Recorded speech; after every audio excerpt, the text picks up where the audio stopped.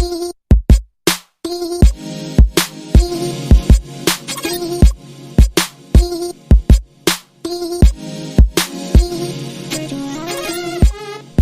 and welcome to ArenaCraft, a podcast dedicated to Magic the Gathering Arena. My name is Arjuna, I am your host. On today's episode, unsurprisingly, we're going to be diving into the Ikoria spoiler. Now, the set gets released on Thursday of this week for the general public, and I'm excited because Wizards has given me access to a special preview account, and I'm going to be playing in the early access event. That's going to be the day before, Wednesday, April 15th, which is actually the day after this podcast will be released. So I'm really stoked about that. And you can find that. I'll be streaming it live on my Twitch channel, ArenaCraft Podcast. So it'll Twitch TV/ArenaCraft Podcast. And I'm planning to go live around noon Pacific time. I might be able to get on a little bit earlier than that. We'll see. My work lately has been both intense and very unpredictable. But if you tune in at noon, you'll definitely catch me playing some Ikoria. So please come and join in. It would be very fun to have your participation. And together we can create some decks and maybe even get in a draft or two, something like that. So I'm really stoked about that. Again, that's noon Pacific time, Wednesday, April 15th, which is tomorrow from when I'm releasing this episode. And now I'm excited to introduce today's guest who's going to help us go through the Ikoria spoiler and try to make sense of this wild and crazy set. And this is someone who is a veteran streamer, has been playing Magic since 2011, TwitchCon ambassador, Mythic Invitational participant, also a member of Team Genji, and an experienced gamer who's been making content for a long time. So today my guest is Allison Skybilz. How are you doing today? Good. How are you doing? Thanks for having me. Yeah, I'm doing great. You know, I'm going to be honest, we've been having some technical difficulties here, and I'm just going to put that right out there so that, you know, if anything feels funny, just so you guys know, we've been up, down, and sideways to try to make this call work today. So I thank you so much for bearing with me for all of that. And we're just picking it right up where we left off. So yeah, I'm super excited to talk about Ikoria. The set is really, just has so much to it. And I just quickly wanted to ask you, Allison, about your history with Magic. I know you've been playing since 2011, you told me. So if you could just share with us a little bit about that, that'd be awesome. So I began playing Magic in grad school. Now, I had played Yu-Gi-Oh! And Pokemon before, but I had to kind of give that up, you know, put it all to the side while I was going through undergrad. Well, in grad school, I just needed a break from everything I was going through. So I went with my friend over to the local game store and we played in the Innistrad pre-release, and it was one of the most fun yet challenging, because Innistrad is a very challenging set, especially to learn Magic on, way to approach the game. And that type of challenge kept me coming back for more. To reiterate, if you've played Innistrad before, there are some real power cards in the set. You have to remember, this is the set where Snapcaster Mage and Liliana the Veil originated. And those are both very difficult cards to kind of play your way around. These are in Legacy formats, for example, so anything that kind of gets picked up in Modern and Legacy, you know you're in for quite the challenge. So absolutely loved Innistrad and fell in love with the game ever since. That's awesome.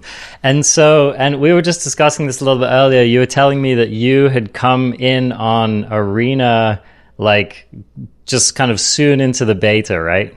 Yeah, so it wasn't the first wave. It was, we'll call it the second wave of people that were in. A friend of mine was able to help me get an invite into the beta. And to give you an idea, it was when Amakat and Kaladesh were in there. Yeah. So we didn't really quite have the Guilds of Ravnica yet. But I kind of miss playing with the Amaket, and I'm hoping that eventually incorporates itself back into that historic format that's been created as a result. Totally. I know. I have my fingers crossed too, because I am personally a huge fan of Kaladesh, and I would love to play with some of those cards again. They don't have to bring back Smuggler's Copter, that, you know what I mean? They don't have to bring back Aetherworks Marvel, but I would just love to get something from that set back in the historic format, because I really, really enjoyed playing that. So yeah, fingers crossed. Cool. All right. So now we are looking forward to Ikoria. It's about to be released. You're going to be at the early access event. I'm going to be at the early access event. And so, we're both really excited to start diving in with the cards. And so tell me, what's the thing that you're most excited about for this set? I am excited to accept Wizard's challenge to maybe try a 3-colored deck. And again, this could go into a 4 or 5 color deck as well. That extends out to those different types of innovations there.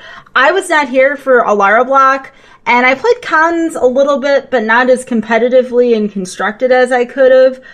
And this whole set is saying, look, we know the Shocklands are only going to be in Standard for a given amount of time. Here are these tri-cycling lands. We want to see what y'all can do with 3+ color decks, And I guess we should have seen this coming, with the guilds of Ravnica and all the Shocklands that typically come with Ravnica sets. And then also, another card that should have maybe tipped us off a little bit, Golos. Now, we haven't seen a lot of Golos in Standard for a while. Remember Field of the Dead. A lot of people don't want to remember Field of the Dead, but that was a deck that did exist.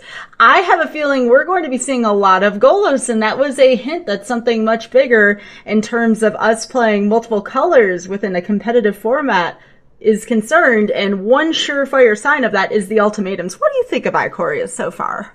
Yeah, I'm stoked about this set for a couple of reasons. One of them is just that it seems like there's a lot going on and a lot of possibility. And so I feel like it's totally going to shake up Standard. And that's really my biggest thing right now and my audience knows this, and I think a lot of other people have been feeling this too, but I'm just tired of Standard as it has become lately. And I think that that's kind of true when you get close to any set rotation, but I think this one especially has been feeling a bit stale to me. And what I'm really hoping, like fingers crossed, I'm hoping that Ikoria is going to shake things up enough to where we're going to start to actually see new archetypes. We're going to start to see new things become dominant. I would love to see an Ikoria focused deck be the best deck in Standard. It might actually have the tools to do that because there are some incredibly, I'm not sure that I want to say broken cards quite yet, but definitely some of the stronger cards that I've seen in recent times are in this set.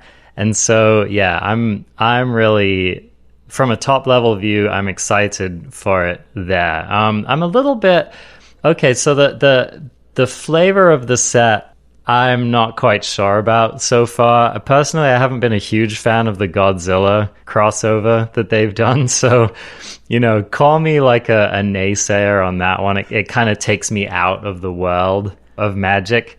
It was a little bit jarring for me to see that. But other than that, I can get down with it. I like the beasts. I like the animals. I like all of that kind of stuff. Hot take, how did you feel about the Godzilla thing? I, at first, was hoping with the Godzilla theme that we were going to be entering a more aggressive Standard. If you look at some of the aggressive decks out there, I feel like the lack thereof has made the Standard very stale. A healthy Standard has many aggro decks, many mid-range decks, and then some to many control decks.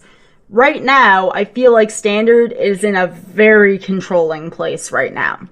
And a lot of people would point the finger at the Planeswalkers from War of the Spark. That completely changed the surface of how Magic has been played, specifically Teferi Time Raveler. If Teferi hits the field, and even the person who's the control player is in peril, because then they can't run any counterspells. We're cutting out a whole type of archetype of playing by ruling out counter spells. And then, of course, how many board wipes are in Standard right now? Like, a lot. So that's kind of discouraged those aggro decks from coming to the surface. There's been a couple, but they've kind of been, far and near. So in terms of the set, and I wanted to ask you this, do you really think Standard is going to change? Right now, we have Temur and Jeskai, both 3-colored decks. Very dominant right now. Sultai as well. I don't want to leave Sultai out. We haven't seen too much from Abzan and Mardu right now. So, do you really feel like this is going to shift Standard? They wanted this Godzilla. They wanted these big, tough creatures. I don't think we're going to see much of that right now. Magic likes to kind of give us these little hints of what the future might look like.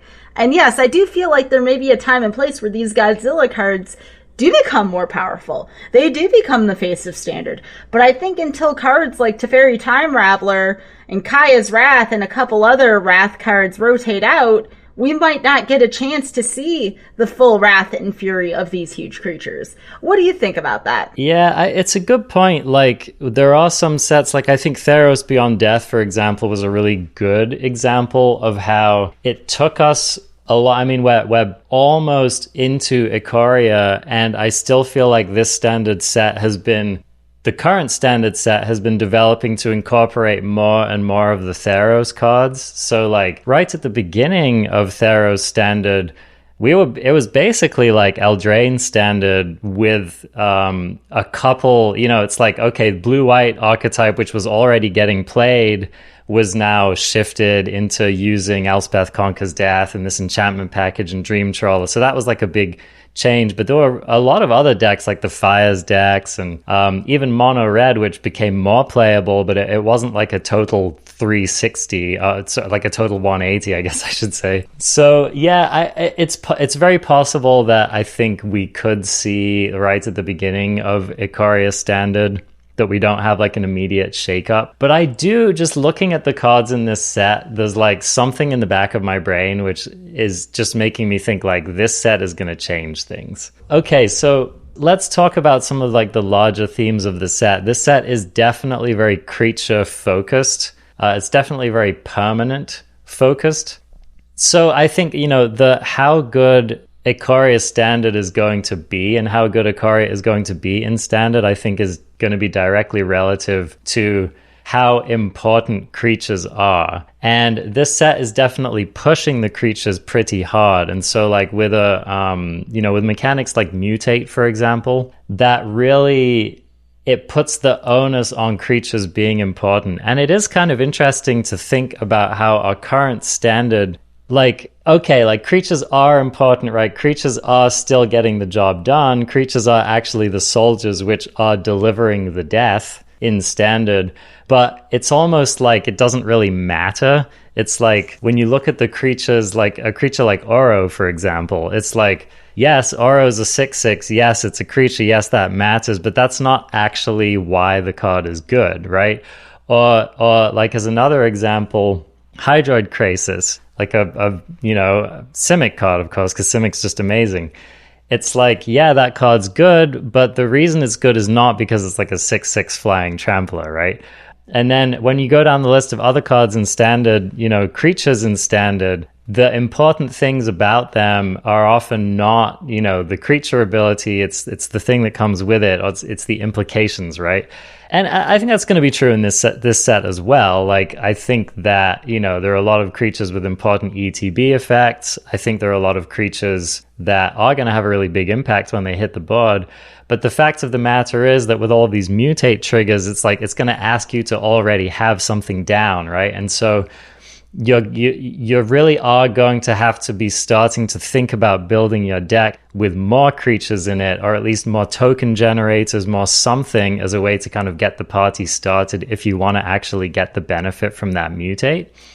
So it asks some interesting questions of the format. Like, for example, if you want to run a control deck and you want to leverage any of the mutate creatures, you're going to have to figure out a way to make creatures. So like an example of this is Vadrock, right? The Jeskai legendary creature, which I think a lot of like Jeskai control mages would love to run something like this, which comes down, which gets permanent of converted mana cost 3 or less back from the graveyard to the battlefield, lets you cast it when you play it.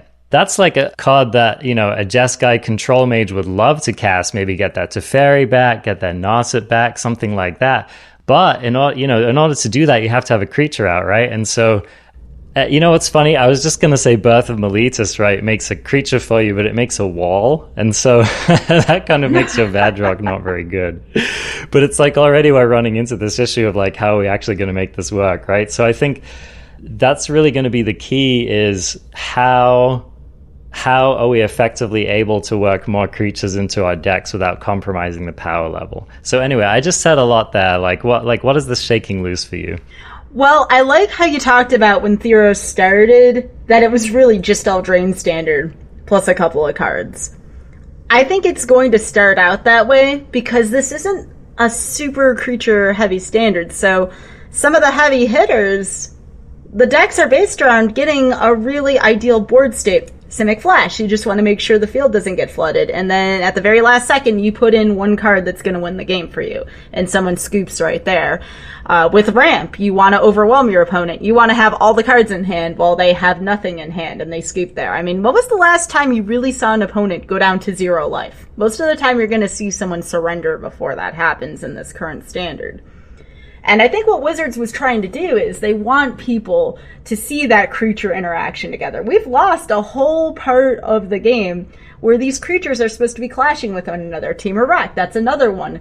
You put a bunch of mana together and then you just launch that mana at your opponent in the form of damage instead. So the way in which this standard is going to morph, it's going to start out again, and we're not even going to call it Theros standard. We're going to call it Eldraine standard with Theros and Ikoria cards now. I think that's a great way to explain it. How this format is going to shape and morph is going to be up to the aggro and mid players to assert dominance on the field and punish those control players for early moves. Now, to do that, as you said, that would involve those players working around Teferi. How many decks do we see that have Teferi as a 4-of in there? Or Shatter the Sky, a wipe that comes pretty easy. It's just 4 mana, and all you have to be doing is running white to wipe the field. Deafening Clarion, if you're running Jeskai Fires, you're going to see that for early creatures. So it's going to be about how aggro players can use some of these tools to try to work around that control mechanic and punish control players for just kind of sitting there playing Birth of Meletus on turn 2, Teferi on turn 3, board wipe on turn 4 if necessary, and how they're going to work around that. So let's unpack this a little bit by diving into some of the new cards here, because we'll see how it'll all shake out, and it's hard to call the shots, but I think when we start actually looking at the cards that we're working with, that's going to help us to dig in a little bit. So I was thinking maybe we could start by talking about the cycle of legendary monsters, the legendary elemental beasts, as a starting point to kind of get an idea of what might be possible in this format. So I mentioned Vadrok, the Jeskai one, as the first example. And, I wanted to ask you, Allison, when you look at this cycle of the 3-color legendary big creatures, the mutate creatures, which ones have stood out to you or started to get your juices flowing? I think the one we're going to see commonly right away is going to be Aluna, Apex of Wishes. That is the Temur one. So if you think about the current decks in Standard, we have Temur Clover, Temur Rack, Simic Flash, and even Jeskai Fires and Super Friends can use this with its convenient mutate cost for both decks, because remember, Fires of Inventions on the field, that makes mutating very easy. Very easy. And remember, the mutate cost is 3, and then you can either pay a red or a green and then 2 blue, meaning that it's easy for Jeskai to put in, and it's easy for any kind of Simic deck to put in as well. And it doesn't have to be Simic Flash, it can be Simic Ramp as well, or even Bant Ramp can make use of it as well. So again, anything that uses fires can use it pretty easily to tap, and then we have some other kind of controller cards, like even in the Bant Ramp, that will get it to work.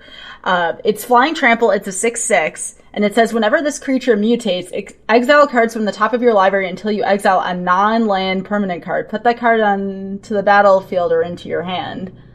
So that means Nissa Who Shakes the World again. That could mean a Cavalier of some kind in the Fires build. It could be a Teferi in the more control build.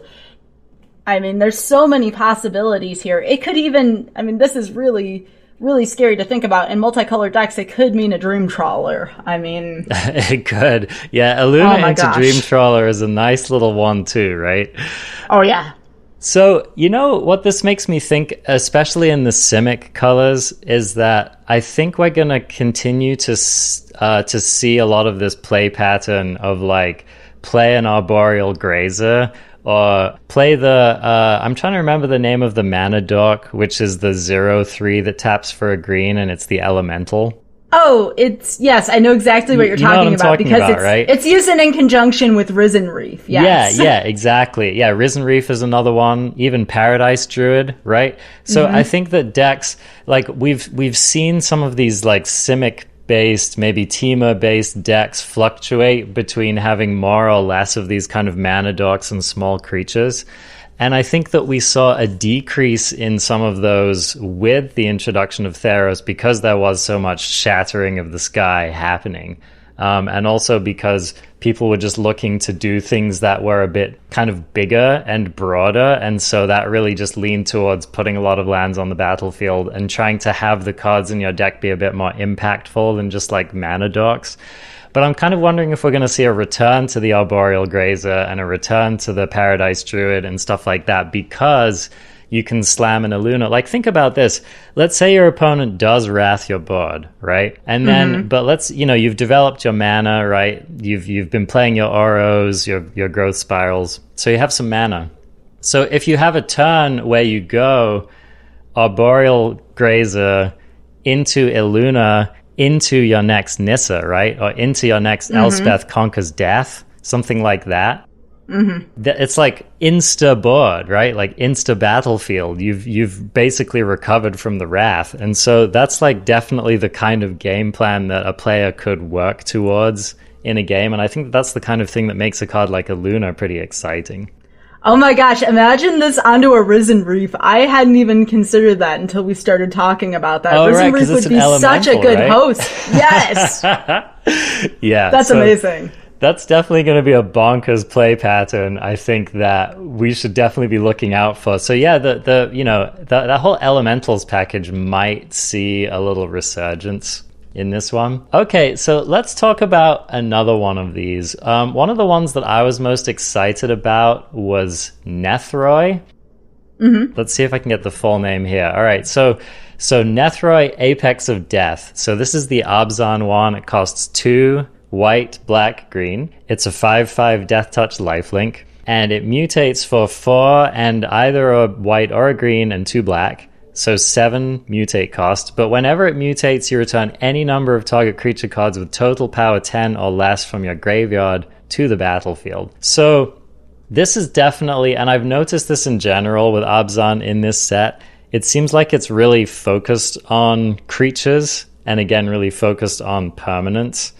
And this whole idea of like this graveyard synergy and bringing things back seems to be a really Abzan aspect of the whole thing. Abzan also has, maybe we'll talk about this a bit later, but it has that enchantment, the Oasis enchantment, which it has a very similar theme of bringing stuff back from the graveyard. So when you look at a card like this, it's pretty obvious that you can do a lot of busted stuff. I mean, power 10 or less, like total power of 10, that's a lot of creature, right? Yeah. And so I don't know. This is one of those cards where I can't immediately summon to mind the best thing that you might be able to do with this, but I just think that that's such a large amount of impact on the board, a potential impact on the board, that it's hard for me to imagine that this isn't going to see some kind of play.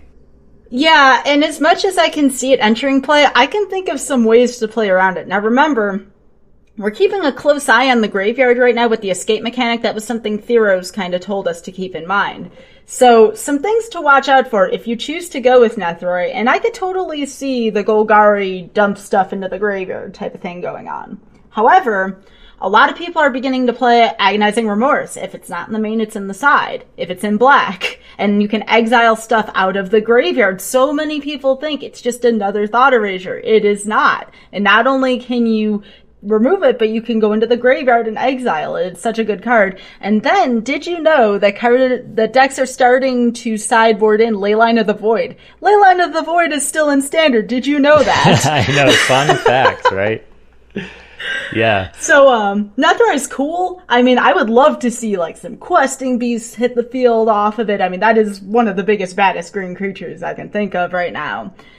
But I see Nethroi being more of a commander card right now. Remember, this is the year of commander, whereas cards like Vadrock and Aluna, that's kind of more relevant with where standard is. If you're to keep an eye on the Sleeper Elemental Beast, I think it's going to be Snapax, Apex of the Hunt. Watch out for those Mardu cards. I'm telling you all, they might just pack a punch when you least expect them to.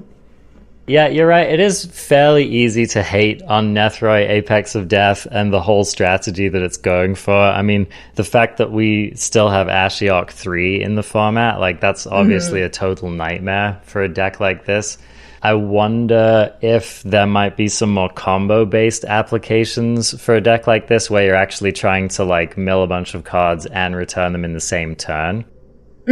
It's very possible something like that could be going on. It's also possible, you know, I wonder, and Nethroi is not exactly a great application for this, but I wonder in general if Abzan might have like kind of a controlling creature thing going on. Like, okay, let's talk about another card in this set, for example. Okay. The legendary human General Kudro of Dranith. Now, this is an Orzhov card, black and white, but, you know, Orzhov is also a part of Abzan. And General Kudro is actually a graveyard hate card that I'm expecting to see in this format at quite a lot, you know, because graveyard stuff, you know, because we're seeing a lot of Oros. And, of course, you know, we're going to be seeing a lot more graveyard stuff in this format, of course.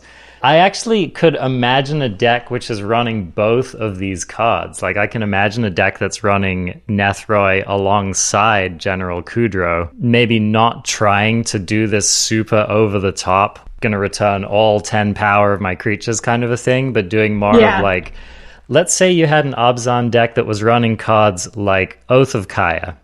Yeah.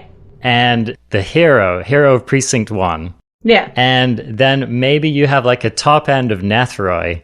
And so maybe you don't have that many other creatures in your deck apart from those 3 creatures, right? And let's say that you're playing this kind of mid-range control plan and you're killing a bunch of your opponent's creatures and you're managing their planeswalkers. Maybe you're even playing your own wraths, right? So maybe you're doing this kind of thing that Esper Hero was doing in the previous formats, and maybe at some point, like later in the game, you slam your Nethroi onto like a 1/1 token, and you get back a hero of Precinct 1, and you get back your General Kudro, right?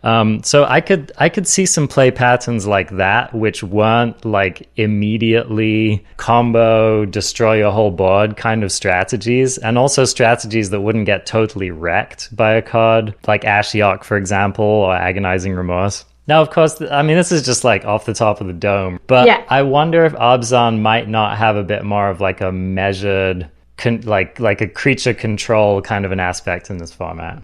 You realize you can also Ashiok yourself, so you mill the cards and they fit in the colors because you can use double black to cast Ashiok, and then your opponent's graveyard just falls by the wayside. Yeah, so you could use Ashiok in the good way, too.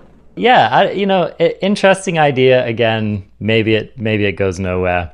Let's just talk about some of the other ones here. Okay, so what do you think about Snapdax? Now, I think Snapdax is one of these cards which in a lot of previous standards would have been totally busted. Let's just take a look at what Snapdax does. So Snapdax costs 1 red, white, black, so it's the Mardu legendary. And it mutates for 5 mana, 2 and a red or a black, and 2 white. Has double strike, it's a 3/5. The important thing is whenever it mutates, it deals 4 damage to a target creature or planeswalker an opponent controls, and you gain 4 life. So it has kind of a drain / ETB kill effect. So I think, you know, there are so many standards where this card would have been formidable. I don't know how important it is in this particular format, but I think how good Snapdax is in this Ikoria standard is going to tell you a lot about the format. So, like, do you think that this is just not going to be good enough? What do you think about this card? I think the card that is going to sell Snapdax is actually not Snapdax itself. It's going to be the Ultimatum, which is, in my opinion, the best Ultimatum. Ruinous Ultimatum, which is the Mardu Ultimatum, says destroy all non-land permanents your opponents control. It is a one-sided board wipe. So if you are going to go out of your way to be able to play the mana to cast Ruinous Ultimatum, why not throw Snapdax in? Again, it does destruction, and it may just be that the final push that you need to win the match. So it could be like you're managing the mid-game / finisher. Is that kind of how you're thinking about Snapdax? Yeah.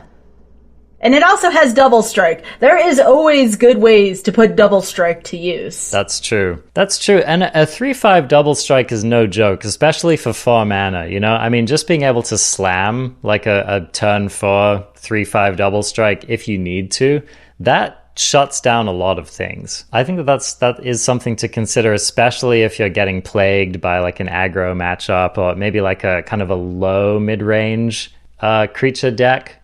Snapdax could be, you know, who knows. The other thing that's interesting about it is its ability to hit planeswalkers, I think could be surprisingly relevant. I think there's going to be a lot of kind of these kind of random dorky 1 and 2, maybe even 3 mana creatures that have kind of seen some play in Standard just like come back around. Tell me if this worked. Let's say you have a Knight of the Ebon Legion, and then you throw Snapdax on it. You can still pump it, right? You pump it, and I believe you would gain Death Touch. Have you seen Death Touch and Double Strike? Death Touch and Double Strike. And so we're talking, you know, 1 pump activation could make this a 6-power Double Strike Death Toucher, right? So, oh my gosh, yes. That's and a there's problem. also Embercleave, too. Let's not forget that you can still play Embercleave in this deck. Right. So it's, I don't know, again, like who knows whether that's going to be the thing that pushes Standard over the top, but these are the kinds of things that make you think with a card like Snapdax. And especially if you're able to get like a key blocker out of the way with its ETB effect, that could be something. I also like the play pattern. Let's say your opponent has a couple of planeswalkers in play. I like the play pattern of kill the low loyalty one and have your hasty Snapdax attack the higher loyalty one, right?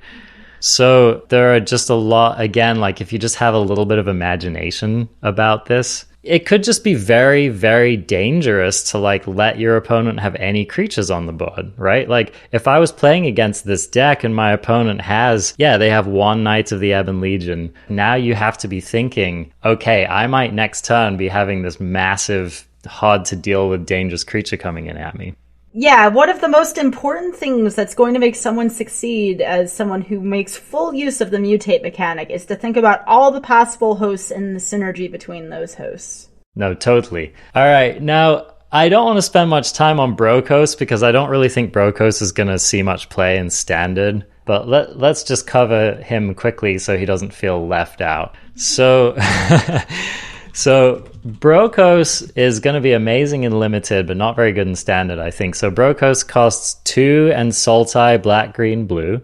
And it also mutates for 2 and either a black and a green, and 2 and either a blue and a black, and also 2 green. So this is a 6/6 trample, and you can cast Brokos Apex of Forever from your graveyard using its mutate ability. So do you agree with me that this is probably not good enough for Standard?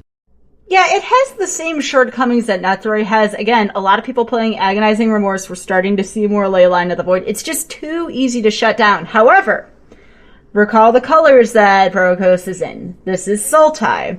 There are many good candidates. So let's say you had to cast a Krasis early. No one ever wants to cast a Krasis too early. Let's say you have a 2/2 or a 3/3 Krasis out. That'd be a decent host for something like that. Turn it into a 6/6, give it trample. It inherits the flying from Krasis. Not bad. You know, you take a mediocre Krasis and you turn it into something great. And I love the ability to recast it from the graveyard. The only thing is, again, it's too easy to stop. It's too easy to sideboard in. It may be one of those cards where if you're in Sultai, you may want to start to try to steal a game 1, but you may want to, take it out when you're going to sideboard, etc. Yeah, and one of the cool things about this card is that if your deck is already milling, like I could definitely see like Cavalier of Thorns into Brokos, right? Mm-hmm. Yeah. Sure, Graveyard Hate exists, but if your opponent doesn't have an answer right then, it's like next turn, or even that turn, you might be able to present like Cavalier plus Brokos. And so stuff like that, you could just see these very sudden swings in the deck. And one of the things when I was looking at this card, I was like, well, this is just like a worse Oro. That's the first thing that I thought when I saw it, because I'm like, Oro is also a 6/6. Oro also comes back from the graveyard, but Oro is also getting you a lot of extra good stuff. But one of the things that you forget about a card like Brokos Apex of Forever is you could just cast this from your graveyard every single turn of the game, provided you have a target for the mutate. So, Oro, as good as it is, it's like you got to keep that graveyard stocked if you want it to keep coming back. And those decks can be pretty good at doing that. It's hard to kind of overstate how good it is to just have a 6/6 trample that can always be cast from your graveyard. Oh, if I'm playing Nissa, right? If you're playing Nissa, you're playing Broko. Yeah. Yeah, they exactly got your hasty trample 6/6 that's always coming back from the graveyard, right? So yeah, that's somewhat convincing, right? I could imagine Brokos as like a 1-of. Well, yeah, exactly like you said, like a 2-of in a starting deck, and then it's just one of the first cuts that you make if you need to. Mm-hmm. It's a good game 1 stealer. That's how I would identify Brokos. Yeah, I like that. I think that's a great analysis. Okay, so there we go. We have those guys. Now, you started to talk about the ultimatums, and I definitely wanted to get into this. And I even, like, before our show, suggested that we try to do, like, a power ranking. So you've already told us that your favorite one, or maybe the one you think is the most powerful, is Ruinous Ultimatum. Is that right? Yes. Now, the only disclaimer I will give here is there has to be a good Mardu deck brewed. We won't see this if no one innovates on Mardu. However, how could you not want to brew Mardu after looking at Ruinous Ultimatum, after looking at Snapdax, and then later on we'll talk about Luminous Broodmoth as well. All very good Mardu cards coming into this format. I'm going to say that Ruinous Ultimatum is going to make people intrigued enough to be able to brew around it. Why? Because it's all non-land permanents. That includes enchantments, artifacts, planeswalkers, all the real difficult things to destroy right now. And I feel like Ruinous Ultimatum is one of those cards that can immediately turn the game around as a result. And remember, you don't lose your stuff either. It doesn't come with the downside of a board wipe that all of your stuff gets destroyed as well. Yeah, it's a good point. And my only skeptic, because I agree, like, this is just a fantastic card. Any deck would love to be able to resolve a card like Ruinous Ultimatum. I think that one of my reservations that comes with it is that when I look at the current standard format, it seems fairly resilient to this kind of effect. So, and which isn't to say that all decks are going to be able to recover from it, because they won't. But it's like a lot of these decks, like, all they need is just one Fires in play to go off, or all they need is one Wilderness Reclamation, something like that. And I think that one of the drawbacks to a card like Ruinous Ultimatum is that it's coming down late in the game, and unlike some of these other ones which have green in the mana cost, like 3 of the 5 ultimatums are green, and 2 of them are in the Simic colors. And so it's easy for me to imagine those ones coming down early, like earlier than turn 7, right? Ruinous Ultimatum, I think, is going to be pretty hard to get down before turn 7 at the earliest, unless you're, running one of these 4-color decks, which could happen. Maybe we will see these ultimatums in 4-color decks instead of just the 3 colors that are suggested. You know where we're going to see this? I just thought of it. Lay it on me. People are going to use Ruinous Ultimatum as a wish card in their sideboard with Fave Wishes with Fires. Oh, okay. Yep. I totally feel that. It kills Dream Trawler. There's not too many cards that can do that. And if you're in the Fires Mirror, it kills their Fires. Well, I think that you actually bring up a good point that Ruinous Ultimatum might not be the kind of card that you're trying to hard cast, but the card that you're trying to you're trying to wish for it. Maybe you're trying to spike it off of some effect that lets you cast your spell for free, right? That could actually be like your plan A with Ruinous Ultimatum. And I totally agree that it's great. It's just that here's the thing. It's hard for me to imagine a Mardu deck running this. Like, it's hard for me to imagine you look down at your deck and your land base is entirely red, white, black, and you're running Ruinous Ultimatum. That's the thing that's kind of tough for me to imagine. Maybe like a Mardu Fires deck. Perhaps that could be a thing, you know? Mm-hmm. I think the starting point for looking at these is asking yourself, how am I going to cast them? Because obviously they're all 7 mana and all of the costs are pretty prohibitive. So that's one of the reasons why when I'm looking at these, the ones that really jump out to me, first of all, are Emergent Ultimatum and Genesis Ultimatum, just because I think that they're going to be by far the easiest to just, hard cast them from your main deck. My challenge for you, though, in Genesis Ultimatum, how is it a better Escape from the Wilds? Because I read this card and I'm like, oh, so it's another Escape from the Wild. Yeah, I'm definitely not saying that I think Genesis is one of the better ones. So yeah. I'll put that right out there. Because it's true, you have to have very specific circumstances under which you would run this. And it's actually funny that you were talking about wishboarding, because my first thought for Genesis Ultimatum was, I want to run this as like a spicy one-of in the sideboard of my Teamer Adventure deck. Mm-hmm. To be able to like slam it, just wish for it and slam it that turn in the late game in my Teamer Adventure deck and just go totally over the top. But here's the thing, it's like in that deck, if you're wishing for a 7 mana sideboard card, you probably should just be going for something that's going to win the game that turn. So right, yeah, it's hard to, in my current mind, in the current setup, to determine exactly what kind of a deck is going to want to slam Genesis Ultimatum. I think it's possible that if you're running a deck which is just a bunch of Cavaliers, this is a card which really doesn't want for you to be casting X spells, right? You probably want a deck which has like a number of cards like Brokos, Cavalier, big Planeswalkers, just big, chunky, expensive permanents. You want to have a critical mass of those in your deck if you're going to cast a card like Genesis Ultimatum. Yeah, and if you look at the ultimatums, notice that 3 of these 5 ultimatums have red in it. If that wasn't designed with fires in mind, and they're both not going to rotate until the same time, I don't know what is. I see what Wizards did here. Yeah. So you think this might just be... all of these are just going straight into the fires deck. I mean, except for maybe Emergent, because Emergent, you're going to see a little more of that ramp. You're going to see Nissa. I could see Emergent, seeing the natural cast use.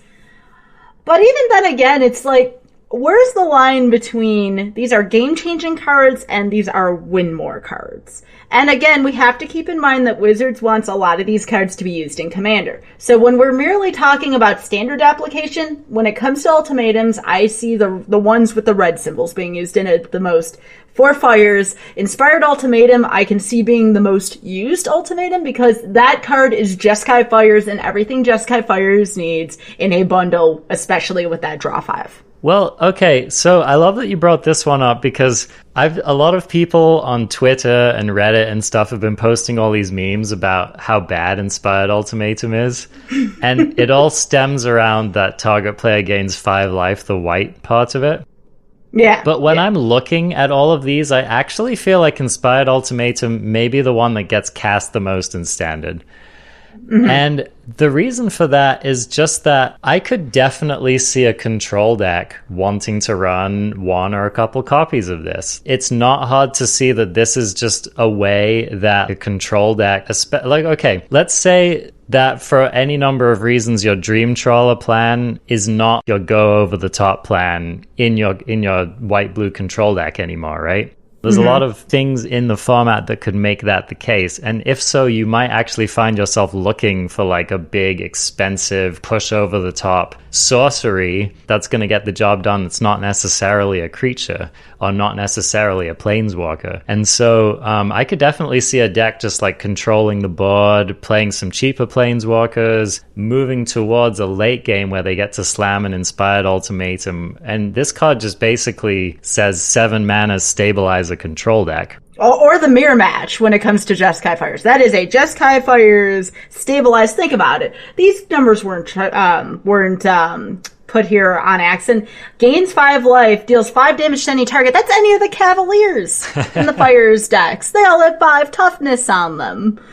And Kenrith, too. Kenrith, that includes so here's what's going to happen. You're going to gain the 5 life that you very much need by that point in the game. You're going to probably destroy Kenrith, and then you get to draw 5 cards, one of which will be your own Kenrith. I love it. That's a lot of advantage.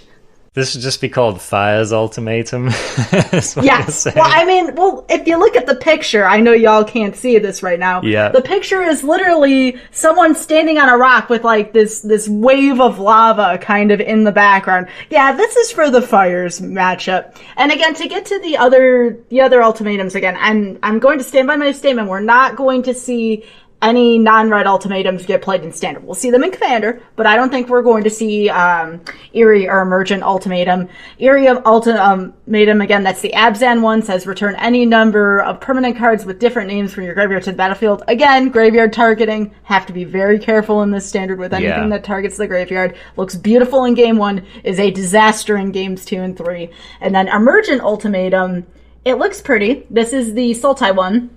Search your library for any 3 monocolored cards with different names and exile them. An opponent, here's the key. Yeah. You don't want to leave stuff in the hands of your opponent. An opponent chooses one of those cards, shuffle that card into your library. You can cast the other 2 without paying their mana cost. And then you have to exile the ultimatum. The one thing that really has me hung up, 3 monocolored cards. Yeah. And while in most formats, that's okay, we are in a monocolored cycle right now, if you haven't realized it. The Stone Coil Serpent has protection from multicolored permanents for a reason. We're in a multicolored cycle right now. No, so you're right. It's so when I was reading this card, because one of the things I like about this card in particular is this card, basically if you're running this card in the deck, it has to have the words, I win the game on the spot, on this card in order for you to cast it, right? And so how do we actually manufacture that with this card? So I pulled up a list of potential cards to look at, and if you're just in a Sultai deck, like let's say you just play like a Sultai ramp deck which plays this at the top end, there are a couple of targets that you could maybe consider. So 2 right off the top which I liked were Kiara Best the Sea God. That's a totally fine card to have as one of your cards that you grab. Another one is Agent of Treachery, not the best, but definitely a 7 mana card that you're happy to be able to search up from your deck. And then another one, which this is kind of where my mind started to wander a little bit, was that, of course, Endray's Forerunners is basically like the biggest, baddest, like drop a big nasty creature and end the game on the spot kind of a card that we have in standard at the moment. And so you could do worse. You could do worse in a game of Magic than putting those 3 cards in front of your opponent and saying, choose one of these I don't get to cast, and I'm going to resolve the other 2, right? Now, whether that's going to be good enough, I'm not quite sure. But those were kind of 3 right off the top of the dome. Now, I think that there are some other, like a little bit more combo-y things that you could start to try to do with this card, and that's where things get a little bit more interesting. Now, one of the things that I really wanted to do was use this card to cast Scholar of the Ages and then get Emergent Ultimatum back from the graveyard and do it again. But unfortunately, it exiles itself when you cast it, so you can't do that. So I'm kind of chuckling here throughout all this, because here's my question for you. Why just not play Fae of Wishes? I mean, that's a fair question. That's a fair question. Although, okay, so Fae can't get creatures, right? Right. So that's one benefit to playing a card like Emergent Ultimatum. So maybe if you're building like if you're building a Sultai creature ramp deck, then maybe you try to use Emergent Ultimatum to just slam a bunch of big boys and hope that they end the game right there. Yeah, if this was Commander, and you had, all of Magic's history, there's some really cool 3 cards where you're not leaving your opponent with a great decision at all. But in Standard, I think the game changes with this card a little bit, just because you were talking about Kiora Best the Sea God is one of the cards you'd pick, and just wish that out of the sideboard. It's true. It's true. So yeah, this now I was thinking if you dip into other colors, you have some other interesting options. like there are plenty of powerful planeswalkers that could be really cool to slam. Like you have access to Chandra 6, of course, which is always a great card to resolve. Also a card you could just nab from your wish board. Drakaseth is a red card, which just kind of ends the game if it doesn't get answered. So you do have a number of things that you... Okay, here was my biggest aspiration. Now this is just like jank 101 for you here. But I was thinking, supposing you cast Emergent Ultimatum and one of the cards you get is Parhelion 2. Boom! Ooh, okay, that is... I like the jank. I admire it. I would love to see it. Parhelion 2, one of the cards, I believe, from War of the Spark, right? Arguably one of the most powerful sets ever in Magic, or maybe not ever, but ever in recent Magic. I think that's a better way to put it. In recent Magic. And just everything that ever came out of War of the Spark was just really absurdly powerful. We have seen in Standard at one point almost all the cards from War of the Spark in terms of rares. Like, I have one of those uncut sheets, and every time I look through it, I'm like, yep, I've seen this one, and that one, and that one. Imagine Parhelion 2, suddenly. Wow. Just wow. Always finding use for those War of the Spark cards. You gotta love it, man. You gotta love it. I don't know. So it's easy to scoff at Emergent Ultimatum, but I could see a world in which, you just like have Liliana 6 in your deck, you just have Endray's Forerunners, you just have Kiora the Sea God, you just have some of these other things. I could imagine a world in which you tap 7 mana and you say, look, all 3 of these cards are going to be a major pain in the butt to deal with, and you get to decide which one you don't have to deal with, and the other 2 you do, right? So maybe it's not good enough. I definitely don't think this is the strongest one by any means, but this is one I haven't written off. Like, I'm going to have to see all the permutations fail before, or I'm going to have to see a lot of counter magic in the format, or I'm going to have to see a lot of like turn 3, turn 4 kills in the format before I decide that I'm not going to try to play Emergent Ultimatum. One last note, too, before we leave the ultimatums. I believe there's one card that will cause people the possibility to hardcast these ultimatums. Remember, Chromatic Lantern is currently in Standard right now. It produces that extra mana, so that makes it turn 6 viable. That's important because, remember, Trawler also drops on 6 right now. And if you see a Chromatic Lantern, I would not be surprised to see this hard cast in a game. Yeah, no, that's true. Lantern fixes and ramps, right? And you don't need that much. You don't need much fixing and ramping to get to 7. So, yeah, I'm keeping that's the one I'm keeping my eye on. That's the one where I'm like, there could be something here. If not this set, next, while this is in Standard, every new set, people are going to be looking at those expensive monocolored cards to be like, all right, like, is this time when we bust Emergent Ultimatum? But yeah, I agree. Eerie Ultimatum out of all of these seems like the weakest one to me, just because of the graveyard hate. It's just so easy to answer this card in a number of ways. I'll tell you where we will see Eerie Ultimatum. This is the one reason why I don't want people to sleep on Eerie Ultimatum. You remember Guardian Project? Yes. I could see some kind of brew between that and the Guardian Project, and primarily the formats you will see this in is Brawl on Arena, and then of course Commander, because these are all decks that revolve around playing one copy of each card. Yeah. Well, here's another thing. I could imagine, like, Eerie Ultimatum to me seems like the kind of card where you try to set up like a combo kill, kind of like people did with Scapeshift and Field of the Dead, right? Mm-hmm. So some kind of like sack a bunch of permanents and bring them back kind of a thing. Yeah, it's hard to imagine exactly what you could do with it at the moment in Standard, but I think that something which revolves around like you build up to one big turn of sacking and reanimating. Like, let's say that you've been building up the whole game.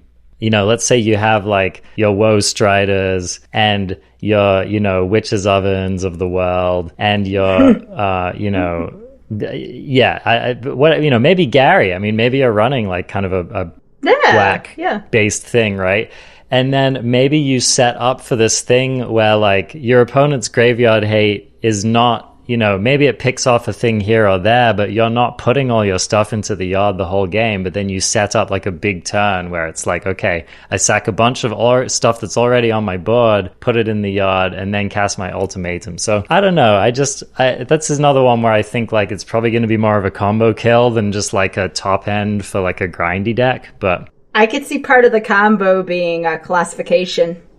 Oh, there you go. Plus 20 is no joke. It is no joke. I mean, you even put that on a robber, for example, a 2/2 with haste. That's it. Like, if they didn't gain any life, that's the game right there. So, okay, let's talk about this card real quick, because I think that, like, week 1 of the format, we're going to just be seeing, like, a million janky Colossification decks on the ladder. Oh, yeah. The thing that comes to my mind the most readily is Colossification plus Claim the Firstborn. That's, I think, that's like going to be level 0 for that combo, because Oh, yes. I do want to point out really quickly, you can't haste with Colossification because you have to tap the creature. Exactly. I wanted to put that down. But there's still fling. There is fling, right? So that's exactly it. I could totally see a deck which just plays like a bunch of like cheap creatures. It plays 4 copies of Claim the Firstborn. It plays 4 copies of fling, and it just tries to and of course 4 copies of Colossification, and it just tries to fricking get there, you know?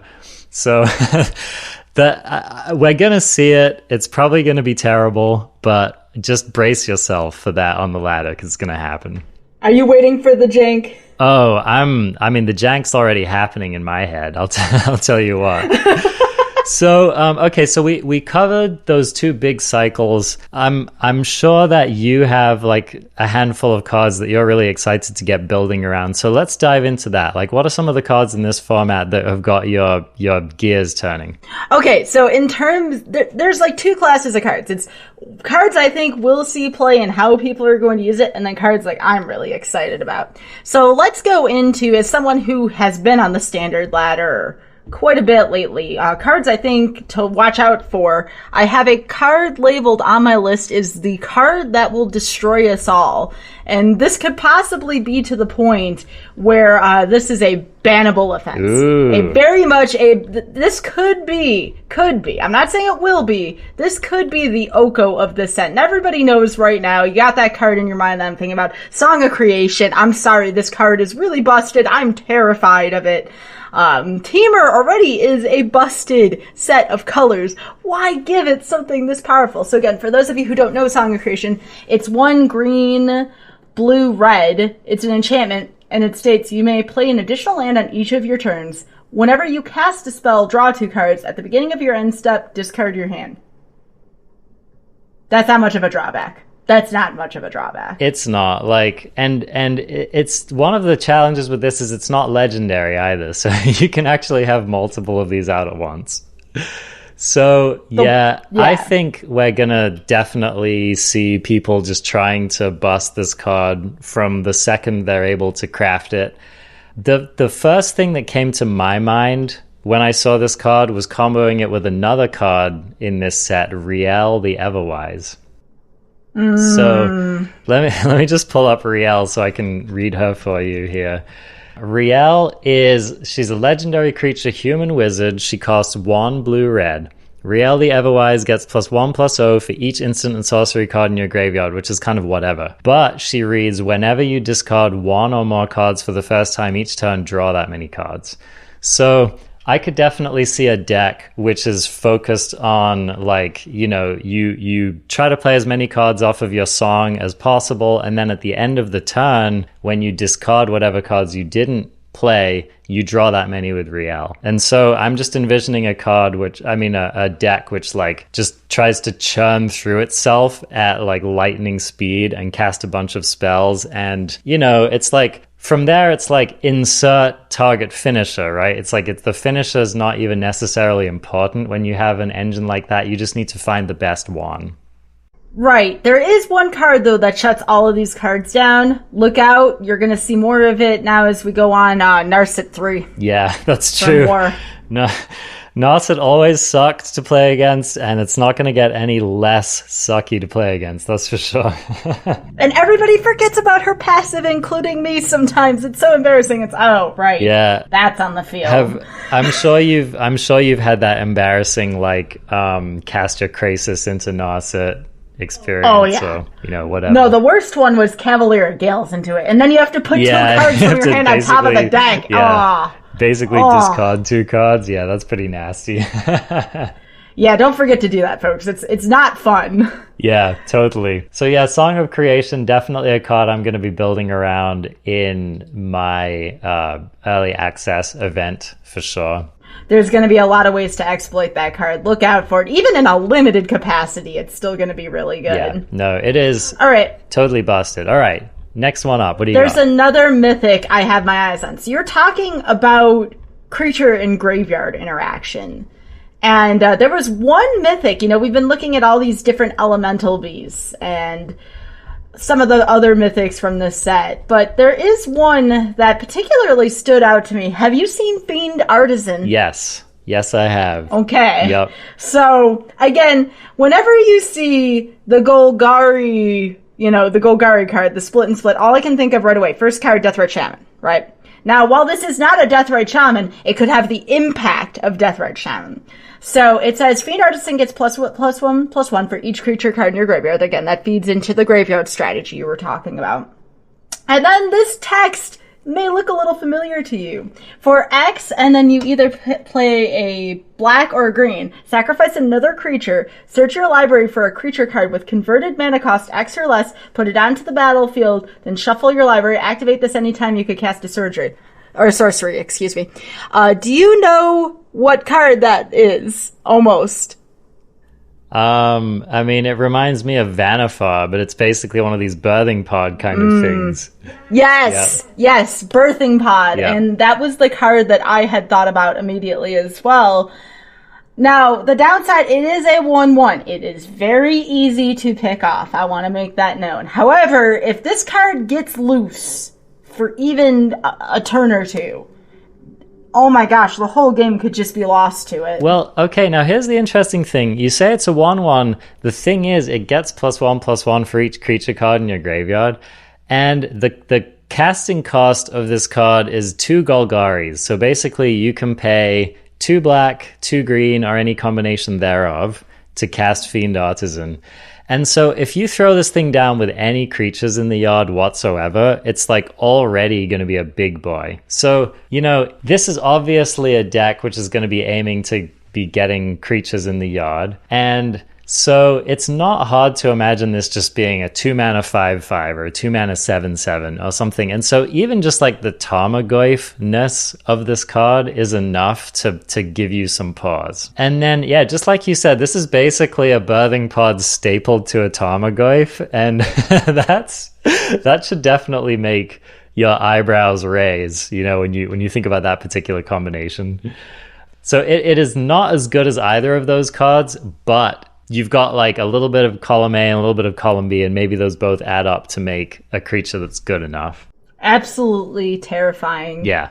This is definitely another one of those cards where I think if this isn't a problem at some point in the format, then people just aren't trying hard enough.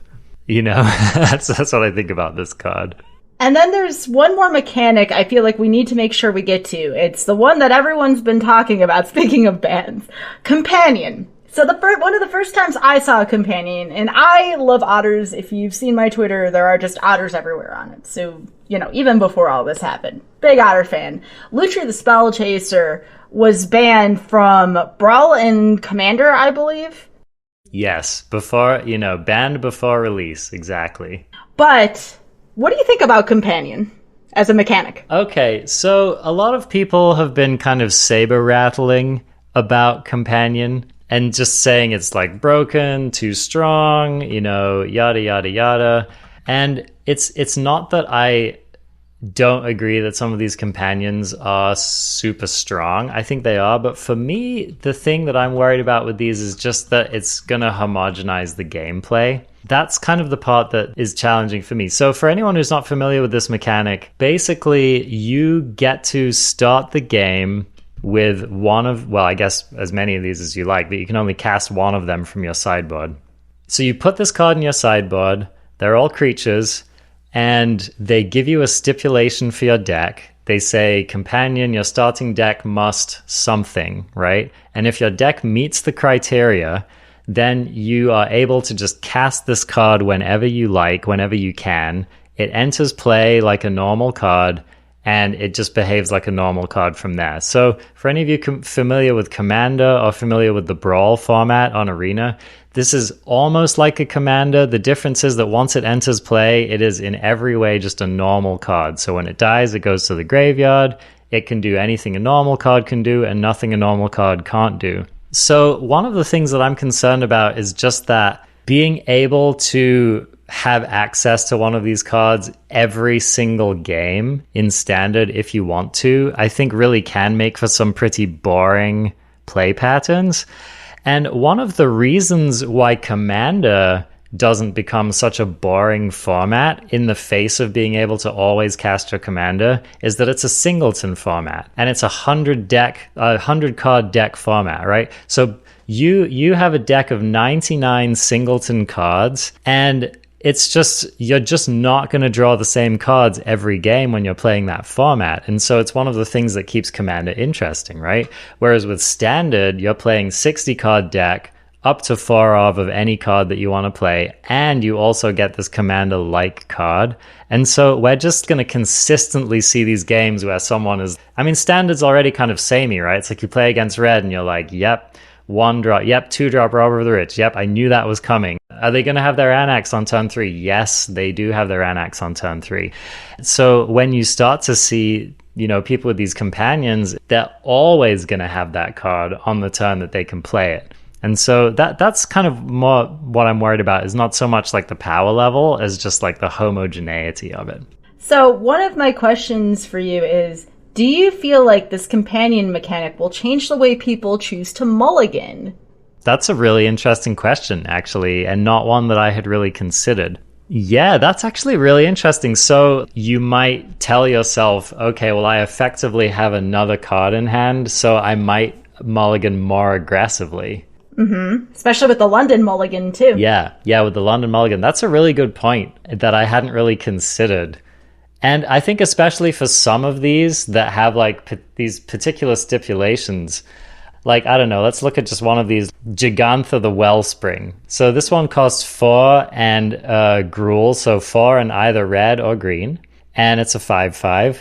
And it says, companion, no card in your starting deck has more than one of the same mana symbol in its mana cost. And then you can tap it to add one of each color of mana, so Wooburg, and this mana can't be spent to pay generic mana costs, right? So you could easily build, let's say you build like a 5-color deck, which has Niv Mizzet and Golos in it. That's exactly the kind of deck that you might throw together when you have a card like Gigantha ready to play. And I could definitely see in a situation like that, you always have Gigantha. And so you're like, okay, I'm just going to mulligan until I hit a hand which has either Niv Mizzet Reborn or Golos in it. And of course, you're not going to like mulligan to 4, but you might just mulligan every 7-card hand which doesn't have one of those key permanents in it. That's because you're like, I just know that I'm going to be able to slam Gigantha on turn 4 or 5, depending on how aggressively you've ramped. You're like, I know that I'm going to be able to get my 5-color thing going on the next turn. So I think you're kind of onto something there. I think it might actually homogenize the gameplay even more because people are mulliganing aggressively. So you talk about a homogenization of gameplay, and that is certainly a concern that I hadn't considered or addressed.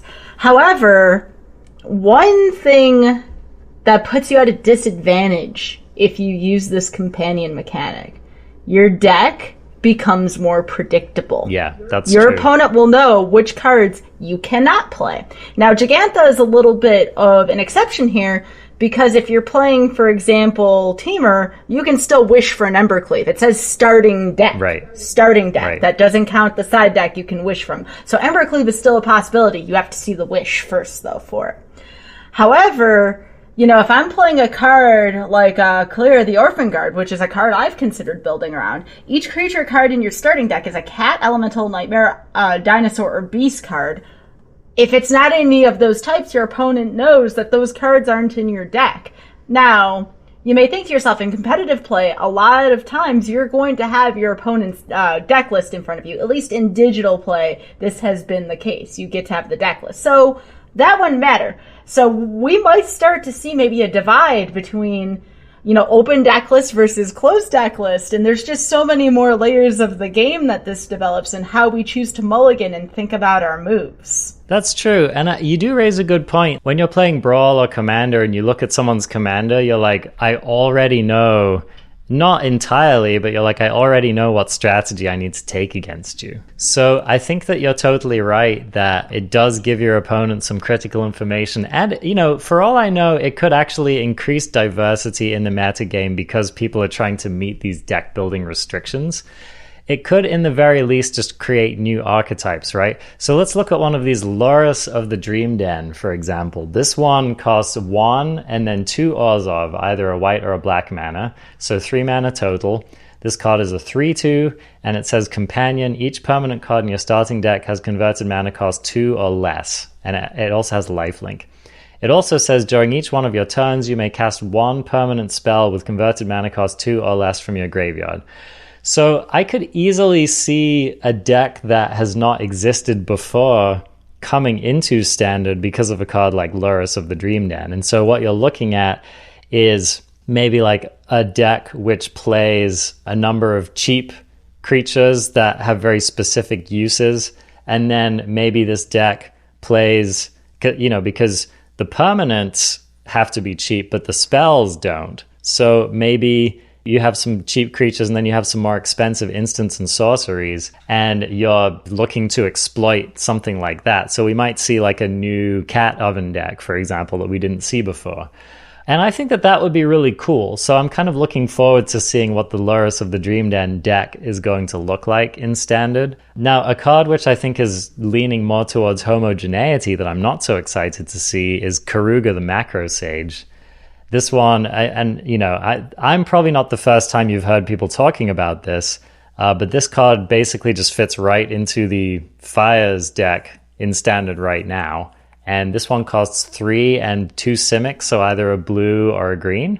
And this one says Companion, your starting deck contains only cards with converted mana cost 3 or greater and land cards. Also, when it enters the battlefield, you draw a card for each other permanent you control with converted mana cost 3 or greater. This is a 5/4, by the way.